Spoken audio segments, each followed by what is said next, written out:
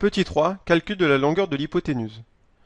Nous allons voir dans ce petit exemple comment est-ce qu'on fait pour calculer la longueur de l'hypoténuse d'un triangle rectangle à partir de l'expression du cosinus d'un angle aigu. Donc on va considérer l'exemple suivant, un triangle NES rectangle en N. On connaît un côté de l'angle droit NE ici qui fait 3 cm et on connaît la mesure de l'angle aigu NES qui fait 60 degrés. La question que l'on se pose, c'est combien vaut la mesure de l'hypoténuse ES. Donc il faut déterminer la longueur du côté ES.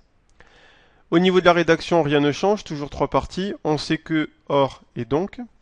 Après on sait que, on précise toujours que l'on travaille dans un triangle rectangle, donc on précise que ENS est un triangle rectangle en N. On précise également que la mesure de l'angle NES vaut 60 degrés. Et on indique également que le côté NE mesure 3 cm.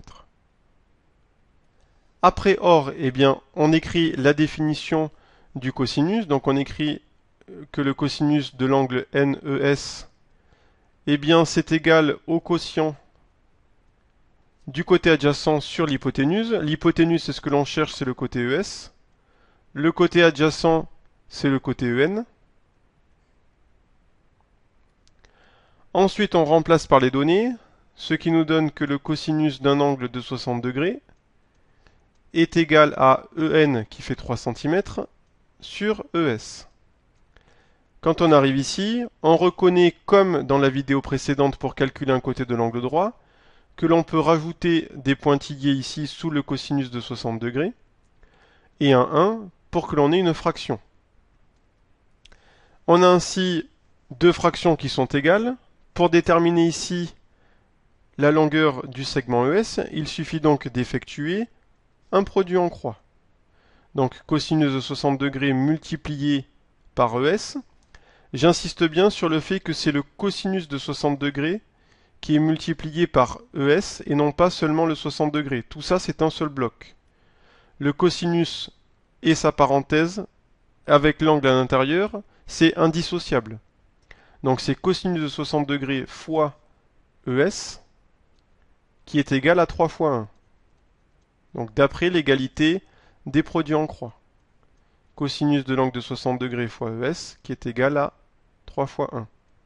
Ce qui signifie que cosinus de 60 degrés fois ES est égal à 3, puisque 3 fois 1 ça fait 3. Et on en déduit donc que ES, eh bien c'est égal à 3 divisé par le cosinus de 60 degrés. À ce moment-là, on utilise sa calculatrice pour déterminer la valeur du côté ES. Et comme cosinus de 60 degrés est égal à 0,5, on obtient que ES est égal à 6 cm.